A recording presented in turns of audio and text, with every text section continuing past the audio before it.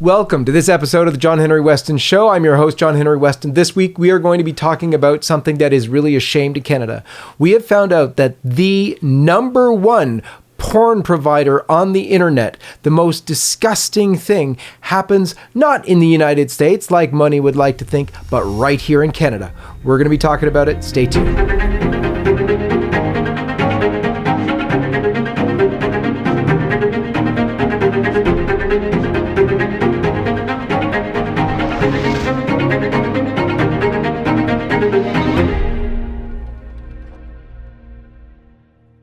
Let's begin as we always do with the sign of the cross. In the name of the Father, and of the Son, and of the Holy Spirit. Amen.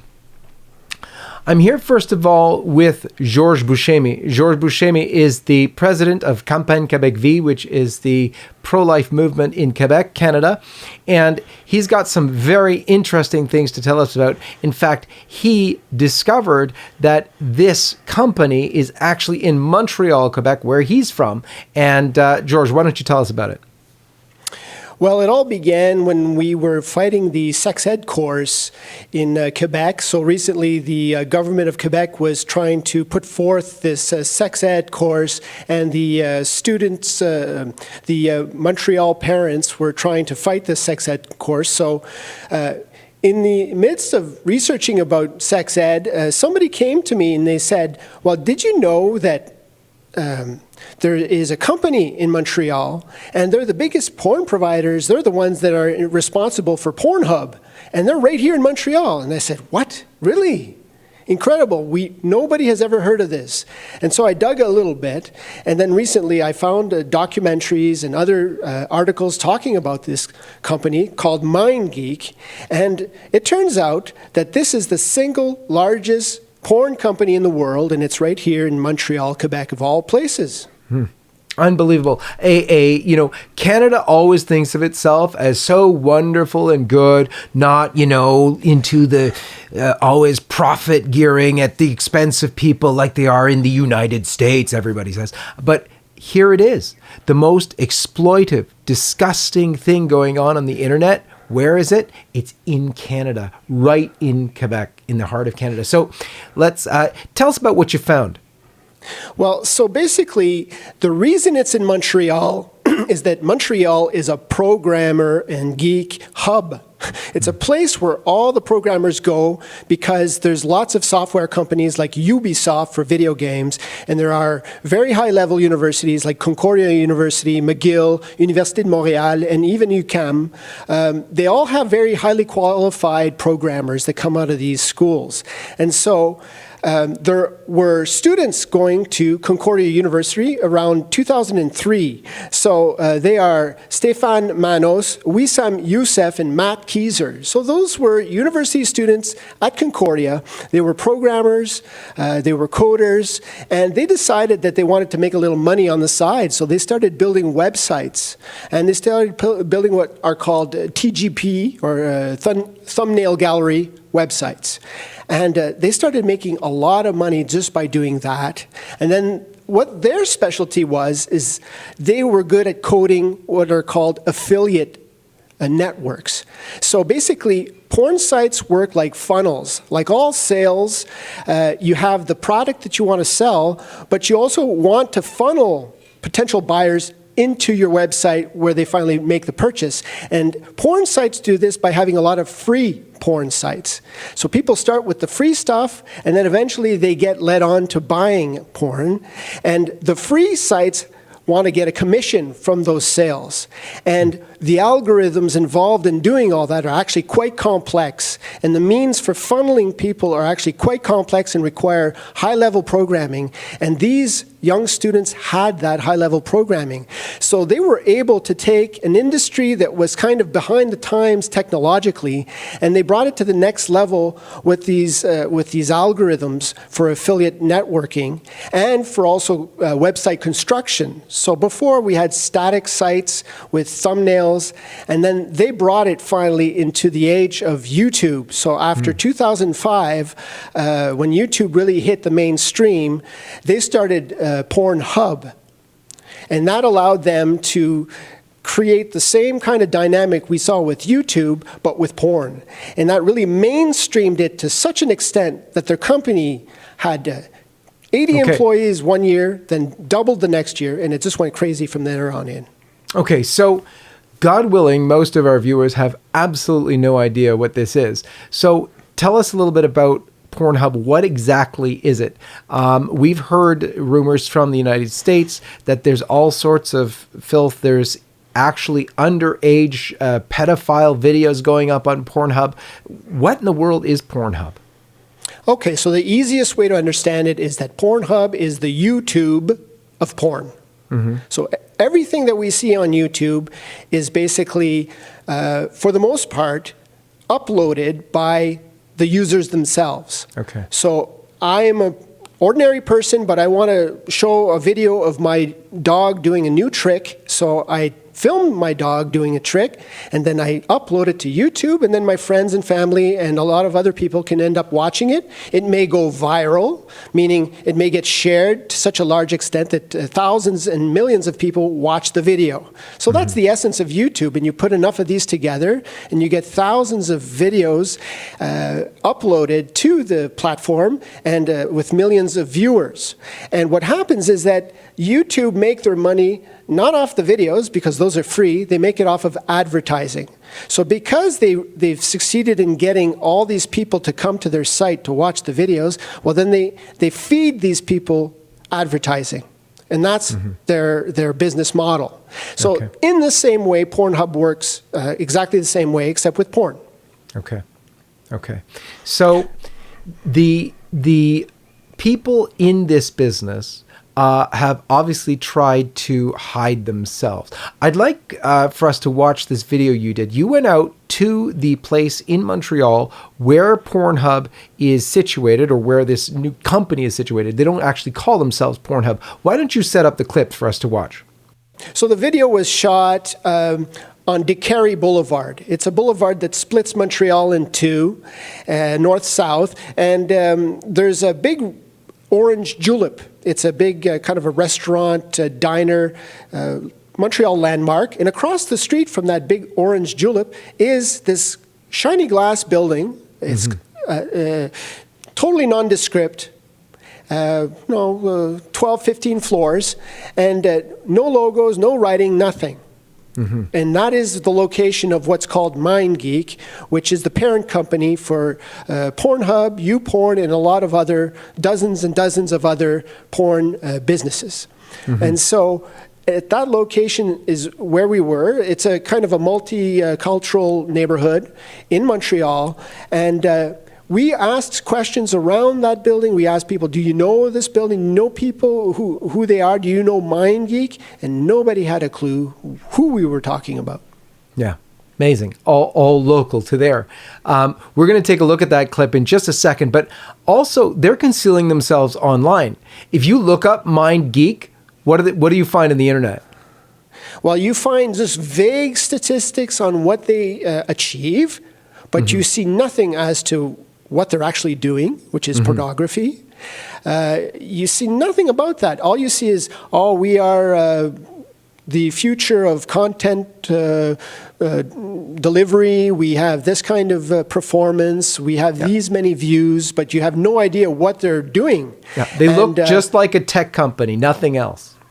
That's exactly it. They want to portray themselves as a run-of-the-mill, bland startup tech company, and that they're just a bunch of geeks, and that they like programming, and you're not too sure what they're doing, but you're sure that it's something sophisticated and probably lucrative, but you have no idea what it is. And they want to keep it that way because they don't want anyone to be embarrassed or uncomfortable with the situation, and they just don't want any publicity whatsoever. Absolutely. Well, let's have a look at that clip. Hello everyone, this is George BoucherMe from Campagne Québec V. We're in Montreal today on this February cold day, and we're on Décarie Boulevard. Now what are we doing here? Well, we just happen to be in front of a building that houses the largest porn company in the world, and nobody around here knows about it. This company is called MindGeek. It all started in 2003 when 3 Concordia University students, Matt Kieser, Stefan Manos, and Wissam Youssef, and some friends built porn sites in what is called a TGP, or thumbnail gallery post, style. They immediately and easily made a lot of money. They soon founded Brazzers, a pay-for-porn site, along with what in marketing is called an affiliate network, a system devised to funnel internet users to a pay site through advertising on free sites. With the money windfall that came from these new sites, they then founded more sites catering to diverse sexual fetishes and niches, one of these being Pornhub, a YouTube for porn, which today is the single most visited porn site in the world, with close to 100 million daily visitors.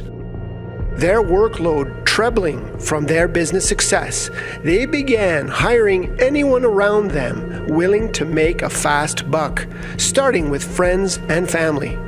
They founded a holding company to handle it all, Mansef.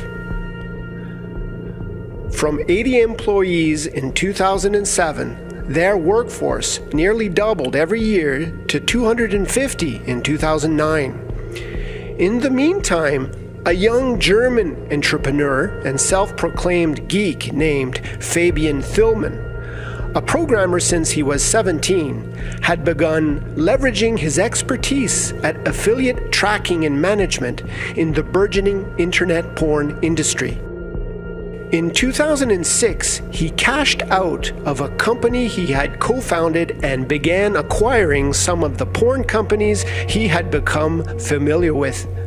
He soon learned that one very interesting and very successful company had been looking for a buyout, Mansef. And the reason for selling was even more interesting. Mansef's young owners, Concordia students, Concordia graduates, didn't want their parents to know about their incredibly lucrative porn business. Until then, Mansef's owners had been hiding behind a facade of calculated corporate blandness to fool outsiders into thinking that they ran a run-of-the-mill high-tech startup. Thielmann bought Mansef for an estimated $140 million. He changed the name of the company to ManWin, which continued its dizzying growth right up until the day when Thielmann, for reasons that remain unclear, felt forced to sell the company to its current owners, Faris Antoun and David Marmorstein Tassilo, both high-level employees of ManWin. The new owners renamed the company Mind Geek, which today employs over 1,000 people, mostly in a shiny glass building across the Orange Julep on Descaries Boulevard, Montreal. No one we interviewed in the vicinity of the building could even recognize the name Mind Geek or tell us what its 1,000 plus employees were doing. Yearly, this company makes $800 million in revenue, an incredible fact that almost nobody knows about. This is George BoucherMe for LifeSite News in Montreal.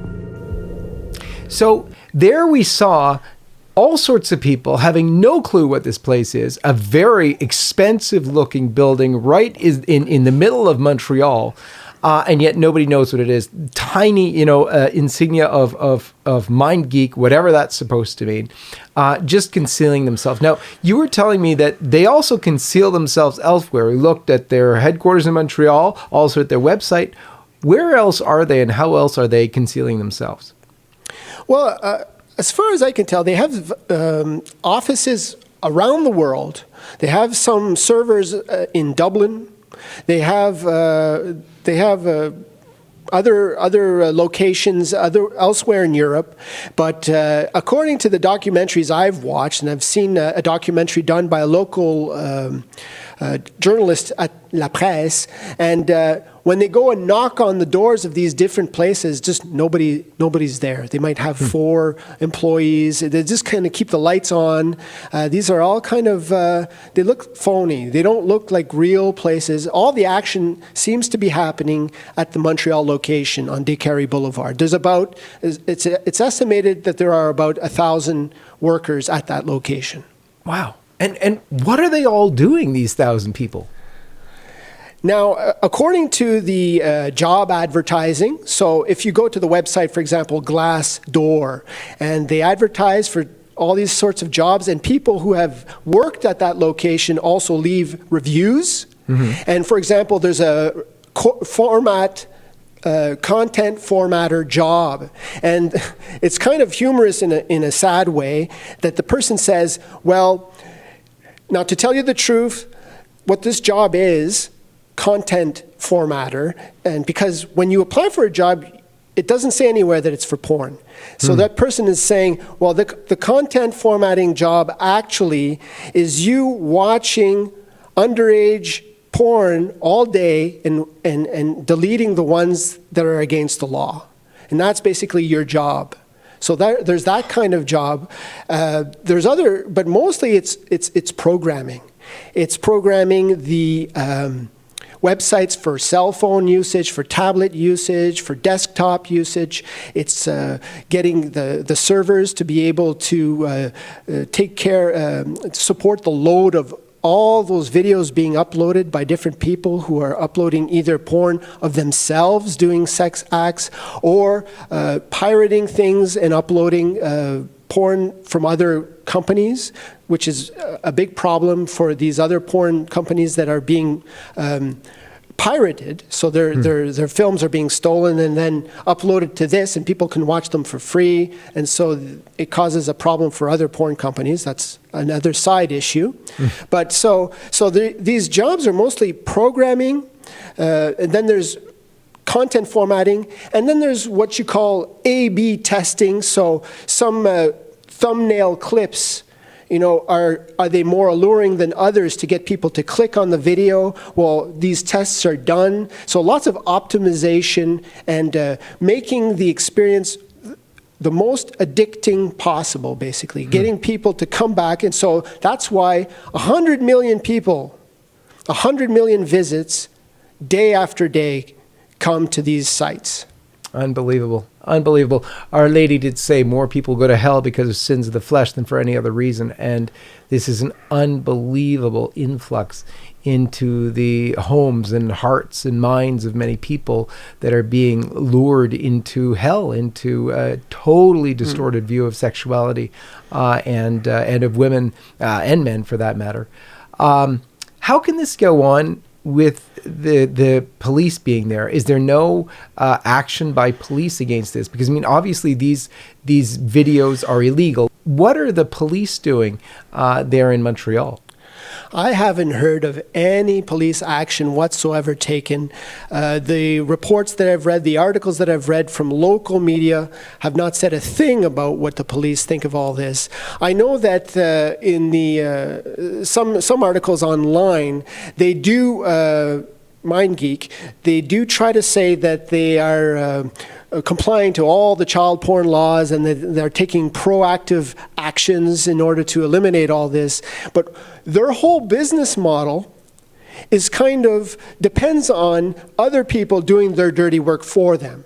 They can always say, well, it's not us. It's the users who are uploading all this stuff, and we're taking it down as fast as we can. In the same way, the users pirate all sorts of videos and upload them, and they try to delete them one at a time, and they do these things very slowly. Well, in the same way, the videos are coming in like a fire hose, and they'll delete one, they'll delete another. They hire people as product formatters to watch dirty videos all day, trying to see if the girl might be too young or not, and they delete, but it's a drop in the bucket.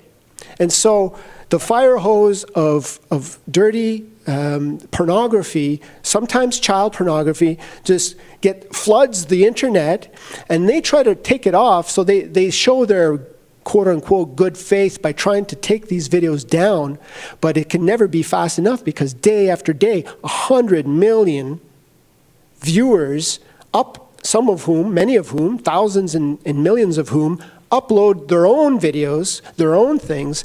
And so how could you possibly stop that unless you just plain shut it down? Yeah, completely. Absolutely. Well, let me ask you in closing, you're a Canadian. I'm a Canadian. What do you say as a Canadian to the fact that this is going on in your country, in your case, right in your backyard?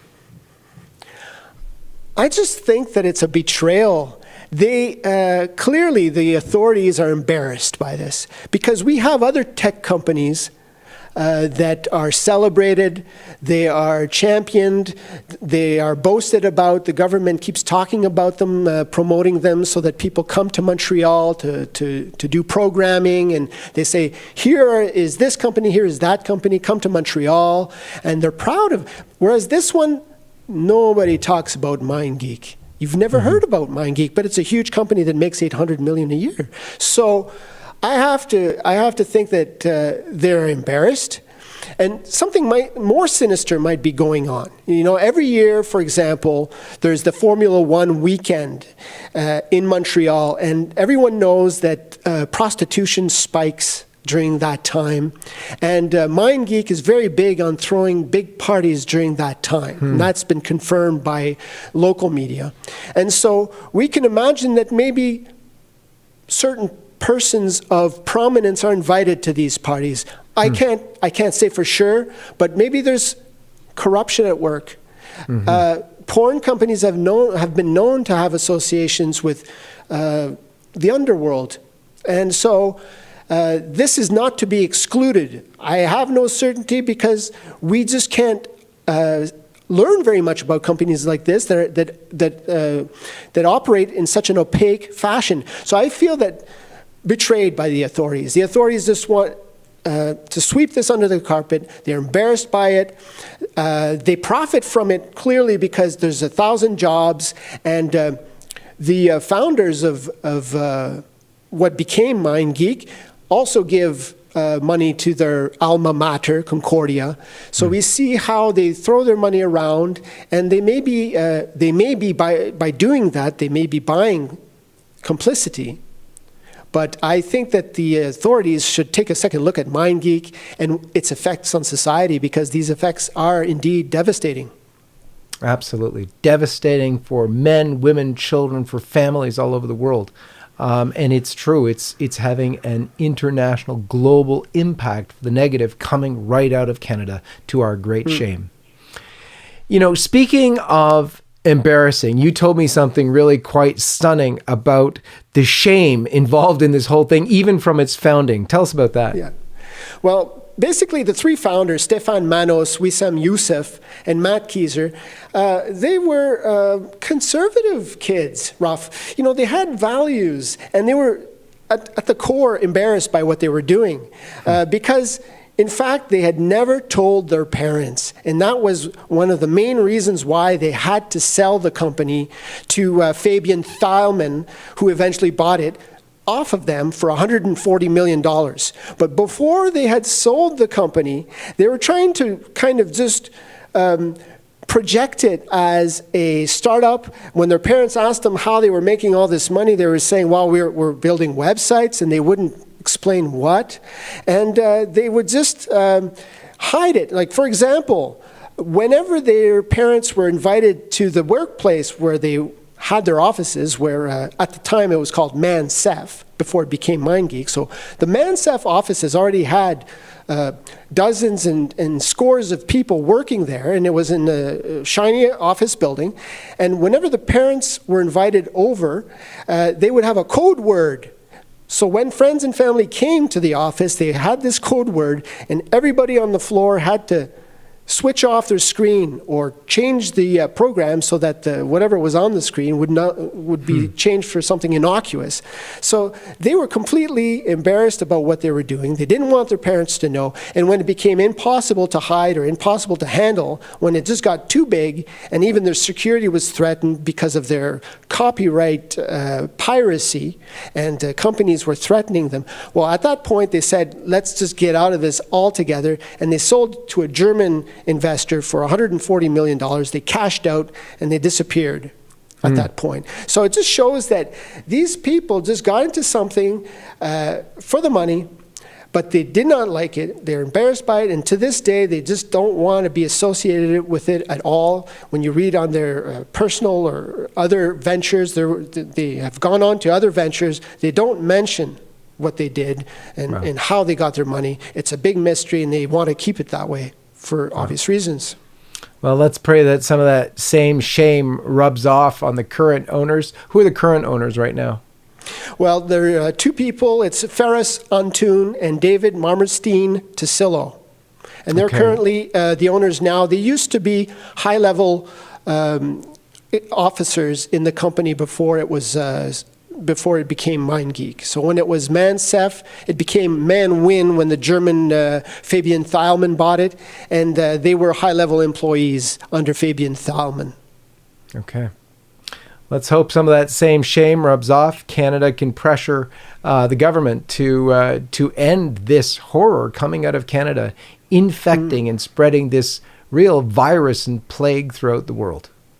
Yeah, so one of the ways we can do that also is to protest them, because one of the things that they do not want, MindGeek, you said that they had a logo on the outside of the building. They have taken down that logo. Oh, wow. It's no longer there. There's no logo anymore, so you can't even tell what the building is about. They used to have a little yellow light bulb. You thought it might be some kind of electrical company or some kind of high-tech firm. They've taken that down, so you can no longer find any kind of indication of what that building is. And so they don't want any attention whatsoever, any association to porn whatsoever. The workers there are not wanting to be associated with porn. And so any attention that they get will be something that they will feel heavily. When we were out there filming the building and so on, a security person came out immediately, almost immediately, asking us what we were doing, if we had who sent us, and so on and so forth. They're very uncomfortable with any kind of attention. And so we're planning on doing a protest, and it's going to be coming up very soon on March 8th. This International week, in fact. Day. Yeah, exactly. International Day of the Woman. So we want to just protest against the fact that these people are exploiting women for the money and for the power that they get from it. $800 million a year on the backs of exploited women. This has to stop, and we're glad that we're spearheading this campaign to stop this kind of spiritual and moral pollution, starting right from Montreal. Absolutely. And we're going to be releasing, as of today, a petition to the government on this very issue to stop this filth, this disgusting, manipulative virus, this plague of porn going out from Canada, infecting the rest of the world. So please join us there. And I thank you, George, for joining us in this episode of the John Henry Westen Show. Thank you, John Henry. God bless. Okay. So, George, now we're going to go to a very well-known speaker on this subject, whole subject of chastity, actually. He's written very many books on the subjects of impurity. Is probably one of the world's best speakers on this, and many of you will know him too. I'm talking about none other than Jason Everett. He is author of many, many books, also one on pornography. Jason Everett, welcome to the John Henry Westen Show.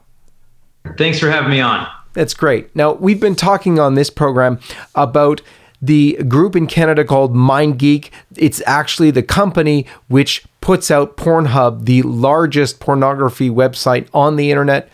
Absolutely horrific stuff there, illegal stuff with minors, all sorts of nonsense. But it comes not as many Canadians might think, or many around the world might think, oh, everything bad comes from America like that. No. It comes right here from Canada. So let's talk about pornography. What is it all about, and what is really the harm that porn causes? Man, I mean, where to begin here? People say, well, it's a victimless crime. I mean, nobody's getting hurt. These women are, consensual, and they're agreeing to do this, and they're allowed to express themselves if they want to. Well, let's break down the carnage that's happening here. I mean, first you have the men or women who are viewing this pornography. Let's say you're a husband and a father. I mean, what becomes of you? I've had high school girls tell me, Jason, I found out my dad looks at pornography, and I used to look up to him. Now I can't even look at him. I thought he was a better man than that. Like, Jason, My dad is lusting after girls who are 2 years older than I am, while my mom's sleeping in the next room. And then he erases his internet history, thinks we don't know, kisses my mom and goes to work the next day. It makes me sick how much I resent this guy. And so the friction that creates between father and daughter. One girl told me, she said, I've been looking at porn every day for 5 years. Because she said 5 years ago is when I found my dad's pornography. And he doesn't know that I know he looks, and he doesn't know that I look. But every day since I found his addiction, it has become my own. Now, the problem with porn, though, is not that it's addictive. I mean, lots of things are moral that could be addicting, a coffee or whatever. The problem with pornography is that it degrades the human person, that you're looking at this person simply through the lens of lust as something to be used for your selfish gratification. And, I speak about this because, hey, this is something I struggled with growing up at home. I found it in grade school. It was part of my life for years. And I just gradually grew these kind of porn goggles. Like, you don't even know how to look at a woman except through the lens of lust. And then the day comes to love a woman, and you have no idea. Like, all you know how to do is take your own pleasure. I think it was Thomas Aquinas. He gave the definition of, this is his definition of effeminacy. Okay, it's not definition of homosexuality or femininity. This is his definition of a man who's been effeminate. And it's the refusal to let go of what is pleasurable in order to pursue what is arduous or difficult. And I think nothing has emasculated men in America and up in Canada anything as much as pornography has. We don't know how to sacrifice ourselves for the sake of women. We simply conquer women for the sake of ourselves. And so it is simply robbed us of the understanding of what it means to be a man, to rightly love a woman, where we simply look at them as things to be used for selfish gratification. So this disease, really, of pornography is so pervasive. We are allowing these companies to get away with almost murder, things that are actually illegal, that tiny bit of things that are still illegal, the underage bit. But what would you say if someone said, as several states have suggested, that pornography should be made illegal? Is there actually an argument for that? Well, there are already obscenity laws all over the United States and in Canada, but nothing is enforced. And so it's not a matter of these laws not existing. It's about nobody taking them seriously. Thankfully, more states are starting to step up and declaring pornography to be a public health crisis, because there are some legislators who don't have their head in the sand and that are seeing the fallout of this. In fact, I saw recently an interview with a woman who's a pediatric nurse who helps children who are survivors of sexual abuse. And she said, you know what? The number one perpetrator of sexual abuse that we're seeing is not, some live-in boyfriend or some some pervert down the street or some uncle. The number one perpetrator of sexual abuse against children is 11 to 15-year-old boys who've been exposed to pornography. Because these pre-adolescents, they see the stuff on their phone or their grandparents' cell phone when their grandparents aren't looking, and they see the stuff for years, and then their little sister has a slumber party with their 9-year-old cousin, and mom and dad are asleep, and stuff happens, and nothing gets reported. But just because nothing's reported doesn't mean there hasn't been a victim in this. And this poor girl carries this wound well into adulthood, and this is happening all over the place. I mean, Pornhub, I remember reading about a year and a half ago, their annual statistics where they talk about how many people are on their site. And they said that in 1 year alone, people spent a total of 4.5 billion hours watching porn on their website. I mean, do the math. That's 500,000 years of human life wasted on one porn site in one single year. And I'm meeting these kids. I mean, I met one high school boy. He says, you know what, Jason? I go home from school on the weekend and I watch 12 hours of porn on Saturday and I'll go to bed. Then I'll wake up, watch 12 hours of porn on Sunday, and go back to school. He says, I hate it. It disgusts me, but I don't know how to live without it. Now, imagine the 16-year-old boy starts dating your 15-year-old daughter. I mean, what damage do you think could happen from this? And so the idea that we're just letting this fly and say, oh, it's a consensual adult entertainment. I mean, adults don't do this. This is not gentlemanly activity. And so gentlemen need to rise up and help to shut down this industry that's preying upon women and children especially. Absolutely. Absolutely. Now, there is a whole bunch of psychology out there, studies that show that pornography acts very much like a drug. Can you tell us a little bit about that?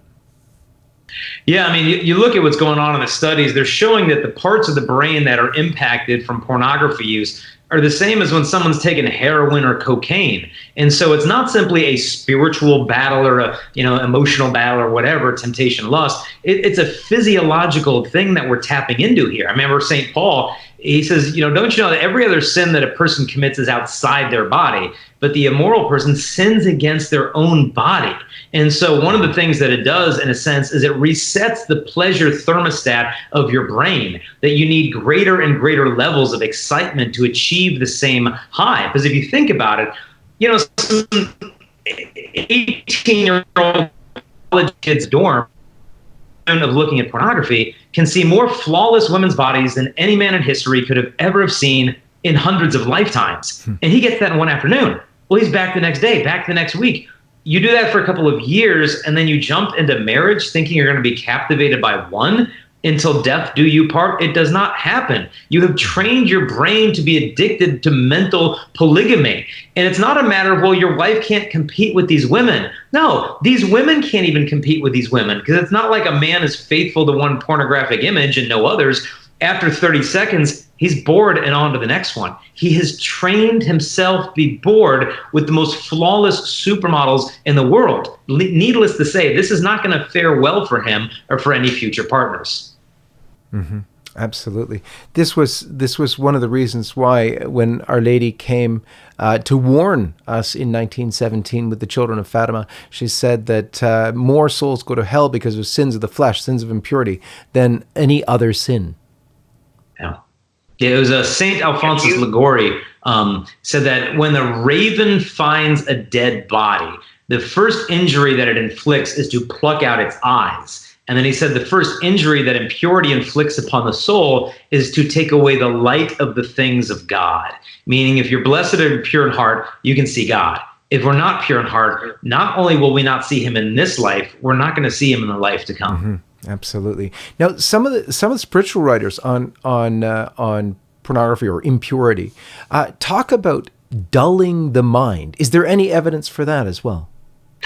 Pornography and neurological studies have actually shown will actually physically shrink certain parts of your brain. And when you've got people spending 500,000 years on one porn website in 1 year, imagine what those people could do for human civilization if they were spending their lives doing something a little more constructive with their time. And if someone wants to look up some of the neurological studies on what porn is doing to the brain, not only inducing sexual dysfunction, but making you, like you said, dull, simply go to the website Fight the New Drug. Now, Fight the New Drug is a website that's not, religious in nature, but it simply gives the relational, the sociological, the neurological evidence that porn, in a sense, is like smoking was in the 1960s. Oh, it's cool, it's harmless, it's hip. And then the studies came out in the 1980s and 90s of like, it does what to your lungs? It does what to your body? Oh, that's gross, that's not cool. Thankfully, porn is going to get to that point where the studies are going to come out enough showing this is not harmless adult entertainment. This is emasculating an entire culture of human beings. And it's not just the men too. I mean, a lot of girls are struggling with this. They start looking at it out of curiosity. What do I need to look like and how do I need to act and who do I need to be? But the women were never created to be porn. They're created to be loved. But when they get sucked into this culture and they get addicted, they start thinking, oh my gosh, something's wrong with me. This is a guy problem. But the fact is that lust isn't like a guy problem. It's a human problem. A lot of people struggle with this as males and females. So we need to make sure that we're saying that the damage that's being caused neurologically, spiritually, or relationally is not simply a male problem. Mm-hmm. Absolutely. Now, this disease, this affliction is so pervasive that it's probably affecting many even of our viewers right now. And one of the things that you've done so well through your chastity project, through all the things that you've done actually with your life, you devoted your life to this in a most incredible way, is helping people out of this hell, which really is a hell. How do you do that? And what can you suggest for people who are trapped inside this or flirting with this or already drawn to it or whatever? 3 ideas. One is to remember that the entire porn industry does not exist because it reveals so much of women. Pornography as an industry would crumble if it showed too much of the woman, because all it shows is her body parts. Well, what if we showed more? What if we actually really showed this woman? Okay, well, what happened to that girl in the porn video when she was 8? Well, she was actually molested by her stepbrother. What about when she was 12? Yeah, it was her uncle. And then when she was 12, there was that sexual abuse that took part on that date. She entered the porn industry at 18, and now she's 24 years old. She's strung out on heroin. She's had 3 abortions so far. And that porn video that you watched last week, she was actually conceiving a child that would be aborted 6 weeks later. Now, imagine that much of the woman was revealed. What type of man, any integrity or nobility could get aroused least degree by seeing that much of the woman and her life? And so to realize the porn industry can't show that much of the woman. All it can bear to show is just the flesh. Because if we go deeper than that, the whole thing crumbles when you see the whole person. And so that's what lust is the reduction of the person to their sexual value. We have to reorder. Yes, there is a sexual value, but the personal value is greater. So let's zoom out a little bit and see these people as human beings. So that's step number 1. Step number 2, I would say, is when the temptation comes, you got to have a strategy. I mean, let's say you're at church and you get a pornographic flashback in your imagination. What do you do with that? Well, I'm not going to think about it. It doesn't work. I'd recommend a real quick thing. Make a little sign of the cross on your forehead. The first part of the cross is up, gratitude. Thank you, God, for making that person beautiful. The second part of the cross goes down, contrition. God, I'm sorry for the times I've failed to look rightly at your daughter. Create in me a clean heart. Then the cross comes up and off to the side. Think of that as you're going over to her now. You're thinking about her. Where's she at right now? Where does she live? What's going on in her life? Does she need prayers? Let's pray for her right now. Let's transform temptation into intercession. Now we're actively praying for her healing, for her conversion, for her vocation. And the last part of the cross leaves her and goes to the source of her beauty, which is God. So the beauty leads us back to God of adoration. And so this little 4-step thing, and these are the 4 parts of prayer in the catechism, can transform that moment of temptation into a moment that lifts not only her, but our hearts back up to God. And then the last thing I'd recommend between those other steps is use something like CovenantEyes.com. Covenant Eyes is a website, an internet filter that you can use to block the pornographic content. If you go to the site, Covenant Eyes, you can use a promo code. It's just the word chastity, and that'll give you a month to try it for free. And what this is an artificial intelligence screen accountability program. It just won't catch the porn websites, but if something impure comes into your 15-year-old's phone through a text message, it'll catch that. If they're seeing it through Instagram, Finsta, Snapchat, Hoop, whatever, it's going to come into your report every single night. Block the content, send you the report. When you put this on your family's devices, you don't tell the kids, I'm going to know what you're looking at. You tell them, we're going to put this on everybody's computer in the whole family. So your little sister can know what dad's looking at. Dad can know what your brother's looking at. Your brother can know what mom's looking at. We're going to hold each other accountable as a family to the principles of the gospel. It's not us spying on you. It's our whole family is being assaulted by this stuff culturally, and we need to hold each other accountable. And one way that also helps is there's a text that you can send that Covenant Eyes came up with. And my wife and I have done, it's been real helpful. It's just texting the word SAFE, S-A-F-E, to the following phone number. It's just 66866. So if you text SAFE to 66866, Covenant Eyes will send you for 7 days, 1 video a day. They're just like 3 or 4 minutes, and it'll teach you how to lock down all the devices in your family. Okay, here, get on your kid's cell phone, go to their YouTube, click the notification to privacy settings, because look, we're busy parents. We don't have time to figure out all this stuff. So Covenant Eyes will walk through you in 7 days and set the whole house up for internet safety. It's free. You're not going to get 10 years of spam from them. It's a fantastic, simple way. Because look, a lot of parents need to get computer literate. I mean, your kid is like hacking into the Pentagon's website for fun, and you don't know how to open an email attachment. We got to catch up. And so things like Covenant Eyes will help us to get there. Amazing. Amazing. Jason, I've got to have you on again. Thank you so very much for being with us on this episode of the John Henry Westen Show. God bless you. We'll talk to you soon. Thank you. God bless. Hello, this is John Henry Westen. I'd like to invite you to subscribe to the John Henry Westen Show YouTube channel if you haven't already done so. There you will find all the past episodes and much more. Thanks again for watching, and may God bless you.